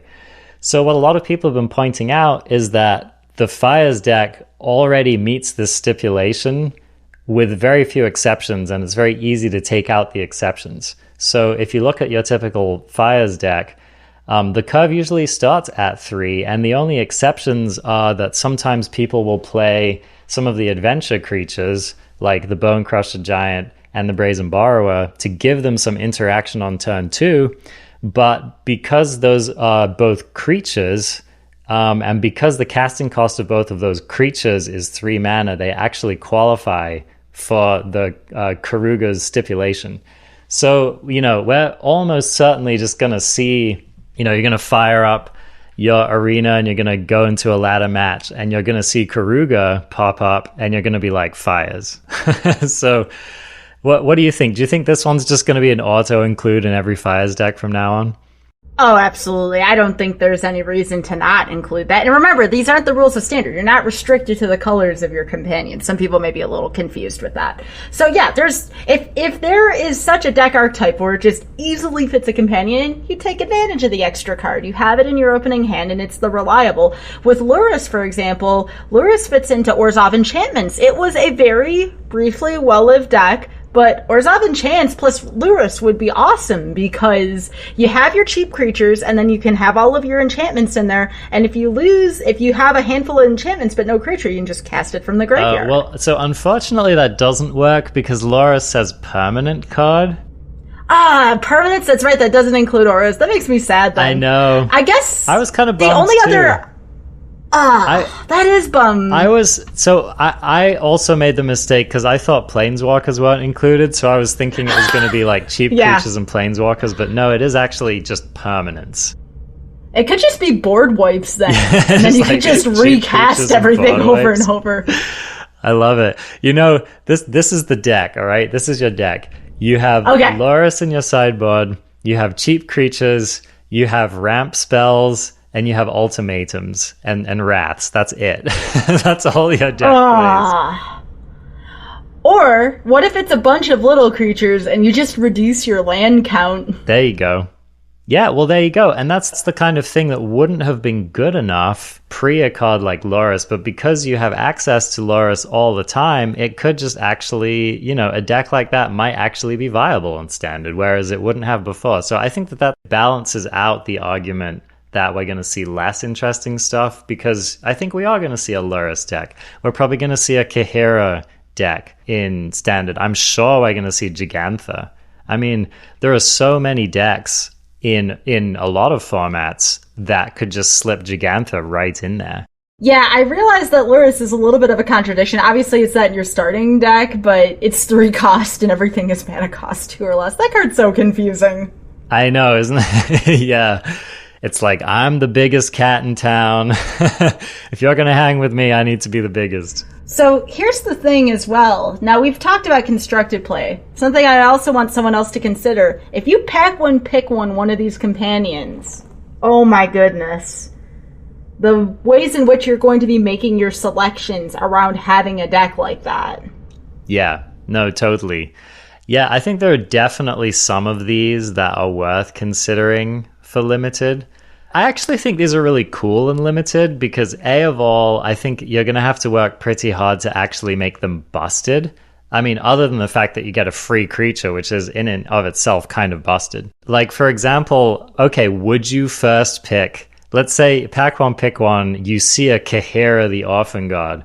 Would you pick that card? Yeah, that's rough because if you commit to something and you get cut off from that condition, well, then you just have a pile of cards at that point. Yeah, exactly. Like, let's say pack one, you pick like your Kahira or you pick a Loris or whatever, and pack one, you're just jamming and you're just trying to build around this thing. And then let's say pack two, you're just like, nope, it's just not flowing, right? Like, you've basically train wrecked your draft, and it's not just an average train wreck. There are some train wrecks where you're like, okay, I had this build around, like cycling build around, or I had let's say I had like a warrior build around or something like that. The worst that might happen in a draft like that is that you're like, okay, I ended up with a draft deck with a bunch of creatures that didn't really have very much synergy with each other, which it's not great, but it's not a disaster. Like, you still get to pick creatures. You still, all right, I guess maybe I'm picking non-warrior creatures now, but it's kind of okay. Whereas if you start trying to build around one of these and you get cut, like, you might actually end up with an unplayable deck. Yeah, and it also makes it very difficult to pivot. Yeah. You know, one of the skills that I've picked up while learning how to competitively draft is the ability to pivot, the ability to be able to change. Especially drafting with the bots is kind of an experience in which you can kind of get around that. When you are drafting with human people in paper or in MTGO, that's possible as well. That's a whole different game. Exactly. So I would say hats off to you. If you want to try to build around one of these in Limited, go for it. But just know that you're taking the road less traveled. And I'm sure that one of the skills of this Limited format will be how to navigate that. Because I think every format has its build arounds and every format has its kind of hedge bets and all that kind of stuff. These contingency plans that you have to come up with if you're trying to build around. And I think that we're just going to have to learn what our contingency plans are for picking a card like one of these. There's going to be a lot of reading in this format, myself included. Yeah, they will. Constructed is going to be one thing in this set, but I think Limited in this set is going to be wild. Yeah. Because think about this, like, you're almost certainly going to have a lot of mutating happening in Limited. It's hard for me to imagine there not being a lot of mutating going on. And so you're going to have these stacks of 2, 3, 4, maybe even more creatures that all have a zillion abilities. You're going to have counters, so it's like, okay, this creature is a combination of these two creatures. This other creature is a combination of three creatures. And now all 5 of my creatures have a different keyword counter on them that gives them a different ability. It's like, it's a nightmare. Can you imagine trying to track all of that? No, it's going to take time. It's going to be wild. I mean, I think it's going to be fun, but I think that the complexity of this set is just like turned up to 11. Yeah, I'm used to when I'm playing in a draft or even playing a game in general, just being able to go fast, kind of play at my own fast pace. Here, I'm going to have to stop and actually read things? No! You're going to have to, pull out those reading glasses, pour a glass of wine, put your feet up, get comfortable. And then odd and even, too, and in some of the text of these cards, 0 is even. That's something we're all going to have to remember. Lava Bring Venture being the number 1 card I'm thinking of here. So, just make sure you read your cards carefully, just like how I need to do that, because especially with the companions, there's so much going on. One last note, too, that I wanted to make sure we didn't leave out. Vivian has passives. We have not seen a Planewalker with passives, to my knowledge, since War of the Spark. So that is also another innovation. Let's talk about Vivian really quickly. Do you think that she's going to see play in this format? I think there's going to be Vivian decks, and then I think there's going to be Nissa decks, creature-based decks that have been trying to play Nissa just as this nice filler where you get to create lands every turn that doesn't necessarily need the mana. You're going to start to see that split between the two of them.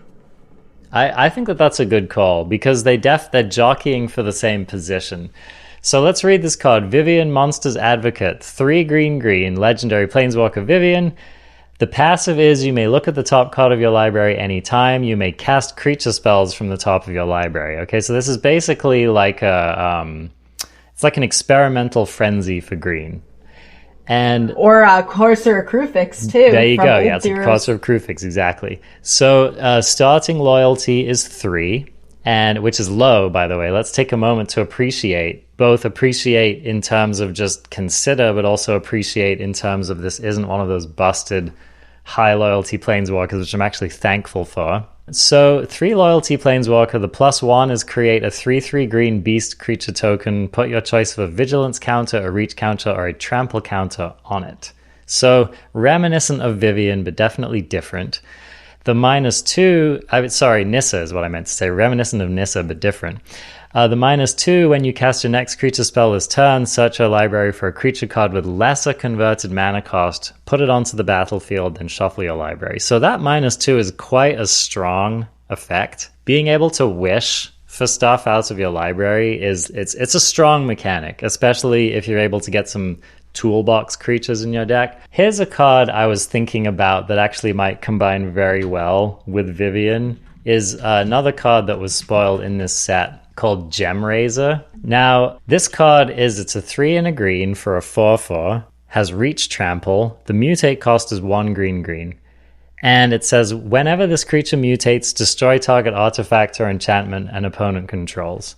So being able to fetch up a Gemraiser out of your deck to take out an artifact or an enchantment with Vivian is pretty cool. Like what you could do, a play pattern you could do, for example, is you could play a Vivian and you could make a beast. And then the next turn, if your Vivian's still around and has enough loyalty, you can -2, you can cast a Cavalier of Thorns, and then you can search your library for a Gemraiser and slam that onto the battlefield. Okay, so you would put it onto the battlefield. You wouldn't actually get that mutate trigger right off the bat because it just gets put onto the battlefield and you don't get the choice to mutate it. But you could, any other creature you cast for the rest of the game, you could activate that mutate ability on the creature and you could take out your opponent's Fires of Invention or like another problematic permanent. So that's just one example of kind of a toolboxy creature that you might summon up. I mean, let's say that you needed to get rid of it that turn. Maybe you cast a 4-cost creature like a Questing Beast, and then you search for a Brontodon. And then as long as you had 1 extra mana to actually activate that Brontodon, you could use it right away. So these are just examples of kind of toolboxy things that you could do with Vivian that I think make her pretty strong for a lot of situations. This Vivian solves the issue that green, and even more so mono green's been having for a while. So mono green typically runs out of gas. It's never been known as the color to draw cards, okay? So when I compared Vivien to a Corsair Crewfix, remember Corsair's for lands, Vivien is for creatures, which is really nice. She provides that 3/3, that fuel, and it can be utility. Vigilance, reach, trample. Reach is one of the issues where flyers frequently fly over your huge creatures. And yes, while there are spiders in green, Vivien provides a very nice, means of getting reach. The -2 is the key, though, to Vivien being more of a success. Remember, if you use -2 and you cast the creature spell, if that initial creature spell, the first one you're trying to cast, gets countered, I believe you still get that second spell, and because it's being placed onto the battlefield, that one may not be able to be countered or should not be countered unless it's something like Petty Theft off the Brazen Borrower card. No, you're totally right. Yeah, because it's a cast trigger, so it will resolve no matter what happens to that spell that went on the stack, which is really cool. Yeah, you would need something like a Tail's End to counter Vivien's ability there. So that is super strong. It really is. And the fact is that a lot of these green decks play creatures, that go up the curve, right? So you don't typically see like a green weenie deck. You're usually seeing these decks that are casting these more expensive creatures. And so being able to get a free creature of just one CMC less, or less than that if you want, but like being able to cast like a Questing Beast and get a 3-drop is really strong. Being able to cast, like, imagine a turn in which you have a Vivien, you cast a Cavalier of Thorns, and you get a Questing Beast for free. And now your board has, in addition to whatever you had before, you have a Vivien, Cavalier of Thorns, and Questing Beast all in the same turn. That's a strong turn. You could also do Godzilla and Questing Beast, or if you want to think bigger, Feasting Troll King into Cavalier of Thorns. Oh, baby. I love it. Yeah, why not? Like, why not think big here? Because I just that's what this set's going to be about as far as we're concerned. And maybe it won't. Maybe none of this stuff will get there, but I have a feeling it will. So, yeah, and I love me some green Stompy. I played a lot of mono green Stompy in Eldraine Standard, and I'm really hoping that there's going to be some kind of a viable mono green deck in this format. And I want to live in a world in which Vivien sees as much play as Nissa. So we'll see if that happens. I don't know. I think for my money, Nissa's still the stronger Planeswalker, but it's not hard to imagine scenarios in which that is reversed. And the other thing is, it's also not hard to imagine scenarios where you're running both in the same deck. So yeah, if I'm running a creature-based deck, either Gruul or mono green, and now I have a choice between Nissa Who Shakes the World and this Vivien, and it is creature-based, I'm actually picking this Vivien for that passive ability. You need to be able to keep fueling your deck. Yeah, I agree. Can you imagine, though, having Vivien and Nissa at the same time? That would be a pretty ridiculous combo. One could fuel the other. I mean, it certainly could. It would be a little costly of a deck, but if you were going for like this nice creature Super Friends-esque kind of vibe, I see it. I think we're going to see realistically one or the other, and I see Vivien being for creature decks and Nissa being for the more combo mana need, type of decks where, or even for elemental decks, we'll still see Nissa Who Shakes the World in elemental decks because if you want to play Chandra 6, remember Chandra 6 doesn't hit elementals and it won't hit those lands that Nissa has put into play. So that's one of the things that makes Nissa so relevant is when you actually start playing against Nissa, you realize that those lands can actually be really tough to deal with because, Chandra 6 doesn't hit them, Planar Cleansing doesn't kill them, Brazen Borrower doesn't bounce them, and that's just off the top of my head. So, there's so many things where you stop to read it and you're like, oh, non-land, well, great. That doesn't do anything to my opponent's animated land. So, there are a number of reasons why Nissa is still going to be an extremely relevant card. Great. Okay. So before we go here, this has gone on a while, but I just wanted to mention a few cards that have been on my mind here. So the card that stood out to me when I was first looking at this set was the Moth, the Luminous Brood Moth. Yes, I wanted to talk about that one as well. So let's pull up the Luminous Brood Moth here. Now, the Brood Moth costs 2 white, and It is a 3/4 flyer. I thought it had lifelink, but it doesn't. And whenever a creature you control without flying dies, return it to the battlefield under its owner's control with a flying counter on it. So let's just stop and appreciate the fact that what this card basically says is the next time any creature of yours, like non-token creature of yours, dies, it actually doesn't die. It comes back to the battlefield and it gets flying. That's strong, dude. In a format full of wraths, this card is a house, I think. And especially the first place that my mind went with Luminous Broodmoth was as a curve topper for an aggressive white deck. A common play pattern that you'll see in decks like this is you're trying to run like your Alcid of Life's Bounty. Maybe you're doing like the white life gain thing. So you run your Alcid of Life's Bounty into your Ajani's Pridemate, into any number of other kind of life caring about creatures. Another thing that we've had in previous formats is just like these more linear low drop white decks that are looking to maybe resolve the venerated Loxodon and pump the team and do stuff like that. But these decks are always really vulnerable to sweepers. And in the past, we've seen them play stuff like, why can't I remember the name of that card? The card that gives your team indestructible and it gives them +1/+1 counters. Unbreakable Formation, exactly. So they were leaning on cards like that to protect the team on the turn that your opponent sweeps.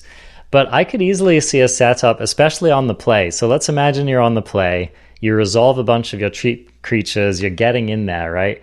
And your opponent is playing like a control deck, and maybe they get down there to Teferi on turn 3, they try to slow you down a little bit. Your opponent's building up to their turn 4 Shatter the Sky. And if you on the play, you're like, okay, pass back to me, it's my turn 4, I play my Luminous Broodmoth on curve. Now your opponent's Shatter the Sky plan is terrible. That Shatter the Sky is basically going to trade for your Broodmoth, and in exchange, the rest of your creatures that were on the board are now going to have flying. So they're going to get around that wall that you made with your Birth of Meletus, and they're also, you're not going to be able to block them with your soldiers from your Castle Ardenvale, stuff like that. So I could see this card being kind of a nightmare for control decks that are leaning on cards like, especially the more expensive wraths. I think Clarion could get under the Broodmoth for sure. I was going to say, notice the PT of this card and how Clarion's conditions are. Right, exactly. So yeah, one of the cool things that you could do, right? So let's say you're running a Boros Aggros deck. You could actually, especially in an aggro mirror, you could do something like you could board into Deafening Clarion of your own, and then aim to be resolving that after you've got your Broodmoth down. And that's basically a one-sided wrath at that point. So I think that we're going to see a lot of people trying this card. I think it's going to see a fair amount of main deck play. I also think it's going to see a fair amount of sideboard play. Could we see the return of Feather with this? Now, I know if Feather dies, Feather doesn't come back because I had flying, but think about all the other cards that used to go in the Feather deck. That's true. You know, you had like a lot of cheap, aggressive creatures. 10th District Legionnaire being totally one of the ones. Now, one of the issues with that, though, is that the Legionnaire gets counters, right? And it's going to lose those when it comes back. Yeah. I do think that when you're running this card, you probably want to be trying to go wide. That's my guess. But, I mean, not necessarily. And like you said, I mean, being able to save even one key creature from a wrath, or basically just now it has the text, this card is indestructible once, is just like, that's super hard to deal with. A card like Luminous Broodmoth can really make any creature strategy really hard to deal with. And it almost plays that role of, there was the Angel in the last format, which gave the rest of your... Oh no, I guess that was hexproof, so that was different. But just basically a creature that gives all of your other creatures indestructible even once is just going to be very, very difficult to play around. I think people are going to be trying to break this card. It's possible the card is actually broken. You've also got to consider enter the battlefield abilities. So if you're playing a deck which is full of ETB effects, then you could actually be doing some sacrifice stuff. This could easily go into like a white X sacrifice deck. Some kind of aristocrat strategy. I I don't know, I could even see someone playing this in some of the Blink decks, something like that. It's not necessarily synergistic with a card such as Thassa Deep Dwelling, but, you tweak a couple of the knobs and a card like Luminous Broodmoth could actually fit into a strategy like that as well. So, yeah, I'd keep an eye out for this one. I'm definitely going to be trying to build around it for sure. Absolutely, and maybe someone will try to do something with this card and Nightmare Shepherd put together within a deck. It could be some sort of Orzhov build with Athros, Nightmare Shepherd, and this card. It's just something to think about. Cards with similar effects, kind of a theme going there. Totally. And unfortunately, Athreo's exiles, so you can't, go off the most. But you're right, this could almost be like copies 5 through 8 of your Nightmare Shepherd. If you don't so much care about keeping all the creatures as just doubling the effects, then yeah, definitely this could just be redundant copies of the same thing. Just another card I wanted to bring up was the Sea Dasher Octopus. I think that this card's definitely going to see play. I'm already worried about it.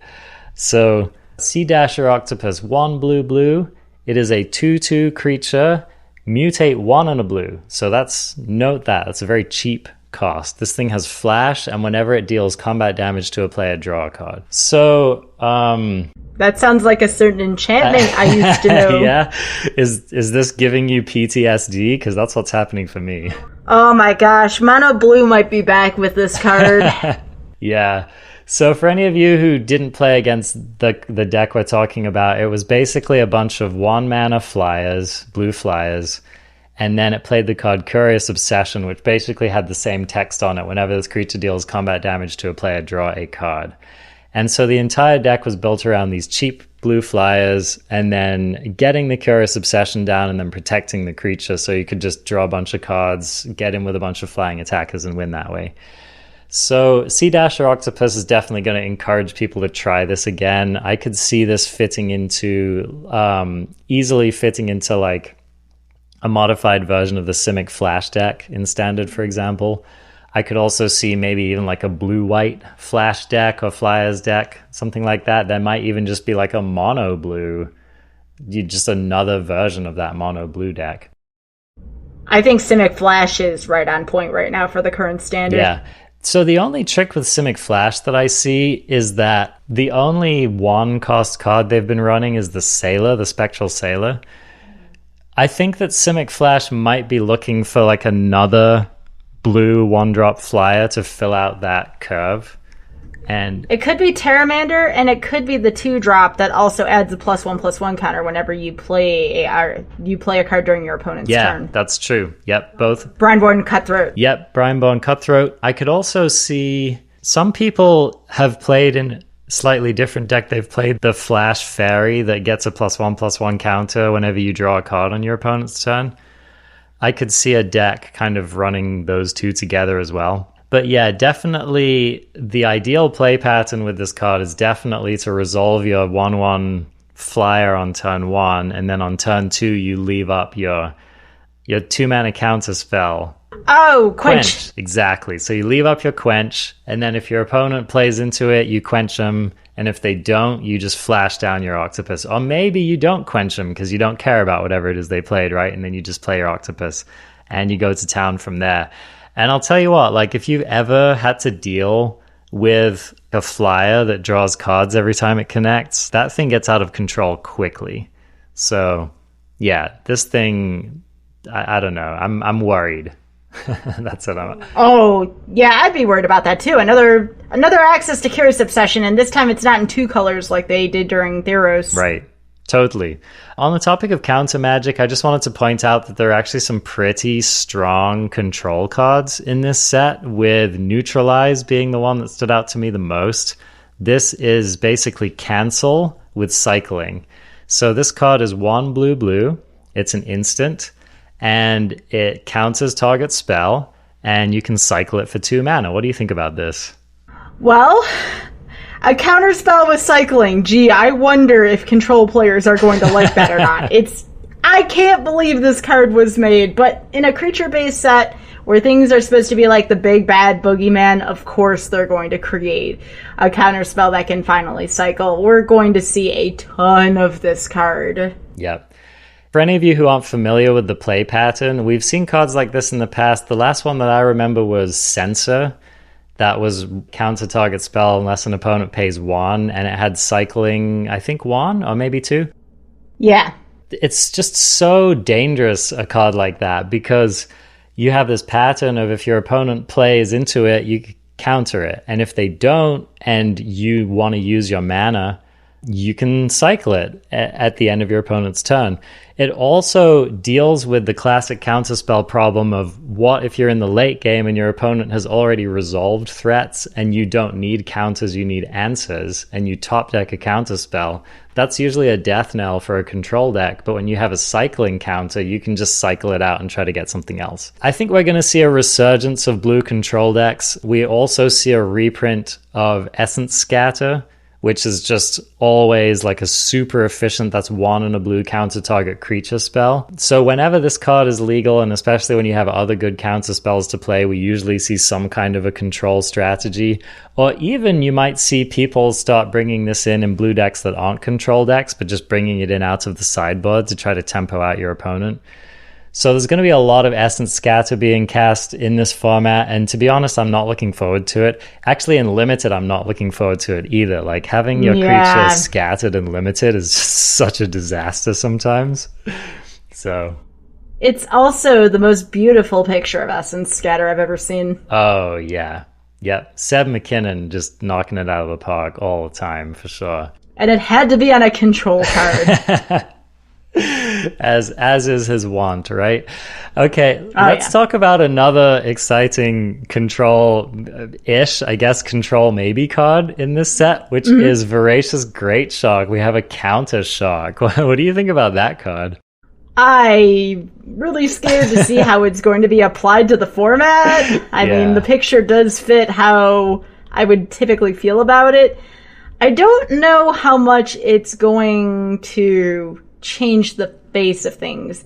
It is a flash, but if you remember the last thing we had that kind of had that kind of anti-countery magic, I believe it was Thryx. Thryx was a little different. Thryx prevented things from being countered. We didn't really see a ton of that. So with this Great Shark here, maybe a side deck? Sideboard could be. Well, so here's the thing. This card reminds one of the Simic 3/2 counter guy. Frilled Mystic, exactly. So Frilled Mystic is another creature counter spell. Let me just read this card, by the way. Voracious Great Shark. 3 blue. It is a 5/4 flash. When it enters the battlefield, you counter target artifact or creature spell. So note that it has to be one of those 2 types, which is a pretty severe limitation on the Great Shark. So I think you're right. This is definitely going to be in some sideboards. I could see people bringing it in for matchups like Fires, maybe. Being able to counter your opponent's Cavalier and get a 5/4 blocker down could still just be excellent against the Fires deck. I think one of the key differences between Great Shark and Frilled Mystic is that Great Shark is a threat and Frilled Mystic really isn't. So it's not that Frilled Mystic doesn't kill people and win games, but it's just a lot easier to deal with a 3/2 than it is to deal with a 5/4. You have to remember, though, Frilled Mystic has no limitations on the type of spell it can counter. Yeah, no, that's a really good point. So that probably means that decks that main deck Voracious Great Shark are probably going to be doing so because either they like having the threat anyway, or because the meta is so skewed towards certain cards that they just expect that they're going to have to hit an artifact or creature. I definitely agree with you. I don't necessarily think that this is just going to be like a 4 of main deck staple in the format, but I think we're going to see plenty of Voracious Great Sharks getting resolved in Standard. And yeah, I'm kind of excited and kind of nervous about it. If someone wanted to play mono blue Flash, that would definitely take the place of the Ambusher, because remember, they're not playing green. Yep, that's a really good point. There are just going to be games that are going to end like in a creature matchup when your opponent taps out to play their Cavalier or to play their Questing Beast or to play their even something like a Pelucranos, for example, or even maybe a Krasis, right? Like, let's say your opponent just taps out to cast some big creature and you counter it. Even if they still get the value off the cast trigger, they're down a creature and you're up a 5/4. And I think there's going to be a lot of games that are going to end where like you cast your stabilizer, your opponent counters it, they put more pressure on the board, and you're just dead the next turn. I think the scenario we're going to see the Great Shark in the most is you have two control decks going at it, kind of like you have like this Spider-Man scenario where like there's not much going on the field and there's not much going on with life. All of a sudden that Great Shark's going to come down. That's going to be the difference maker. Yeah. Can you imagine getting your Dream Trawler countered by a Great Shark? Oh my gosh, that would be terrible. Yeah, I mean, that's in a lot of situations, that's going to be a game-losing experience. So, yeah, pretty exciting, pretty exciting. I this is a card I'm going to be definitely putting in a lot of decks, I think, whether it's good or not. So... All right, well, we've gone on a long time here, and I appreciate the tenacious listener for sticking with us. Was there anything else that you wanted to bring up before we, call it a show here? I would say, and I would challenge people to build multicolored decks, even if it's not in your wheelhouse, even if you've never played through Tarkir, even if you've never played through Alara. I would highly recommend to be innovative. This might be one of the highest periods of innovation we see because of the amount of lands available to us. We may never see this type of land cycle again available for a while. I mean, once Guilds rotates out, we lose our shock lands. So I would definitely say be innovative. Don't be afraid to make the jank if you want to. And you can even be innovative around companions. You have to be creative, but you can still be innovative there. Yeah. I totally agree. One thing I wanted to note, actually, you made a really good point there, was that where our shocklands are going to rotate sooner rather than later, and they're going to leave a heck load of tap lands, right? So we have a full temple cycle. We have this, which is a half cycle of the wedge-colored mana. And for anyone who's not familiar with this terminology, there's this distinction in Magic between wedges and shards. So when you look at the back of a Magic card and you look at the 5 colored dots, white, let's take a look at white, for example, to the top of the card. So if you look at the 2 colors next to white, those are green and blue. That is what's called a shard. So whenever you take a color and the 2 colors next to it on the color pie and you play those together, that is called a shard. Now, a wedge is opposing colors. So you look at that white mana symbol and you look at the 2 opposite it, and that is red-black. That's what's called a wedge, and that's Mardu.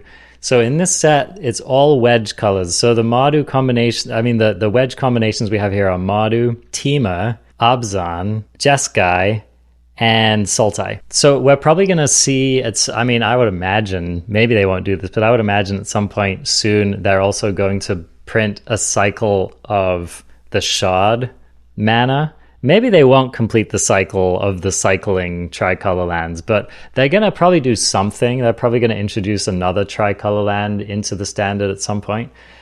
So, and when they do, it will almost certainly also be a tap land. And so what I think this means is, like, when you have these decks that are full of 3-color tap lands, and when you have decks in general that are trying to play 3-color, when you have a standard that is full of tap lands, you generally see a bit less aggro and a bit more mid-range and control, because it just slows the whole format down. It's really hard. Like, a 3-color aggro deck without really good mana is very difficult to execute.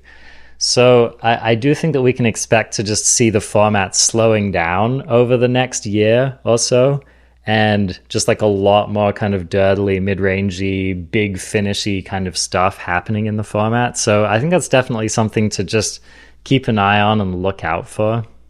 Would you agree with that assessment? Yeah, you call them wedges and shards. I feel odd. I call them Tarkir and Alara because that's how it differentiates them. But right. Dang, I just received a history lesson on Magic. Yeah. I like that. Yeah, well, I didn't know it for a long time, and I actually had to brush up on it for this episode, so I'm kind of showing off my homework. I like that. Awesome. All right, well, we're going to call it a show here. Thank you so much, Allison, Skybilz on Twitch and in a lot of places. So let's just talk about that. Where can people find you and your content? Twitch.tv/Skybilz. That is where I put the majority of my content. And then Twitter.com/Skybilz. And then if you would like to find my speedrunning content, a lot of that is on YouTube.com/Skybilz. Okay, so Skybilz all the way down. Yep. Nice. Awesome. All right. Well, thank you so much. Have fun at the early access event. You're going to be there. I'm going to be there. It's going to be a good time. And yeah, I will look forward to hearing at some point in the future your updated thoughts about this format. Sounds good. Thank you so much for having me. Cool. Take care. So looking over the spoilers gotten me really hyped for this set. So come join me tomorrow. We can explore this set together, build some crazy decks. I think it will be a lot of fun. So I hope to see you there, and I'm looking forward to coming back next week to start talking about the Ikoria standard format. Bye for now.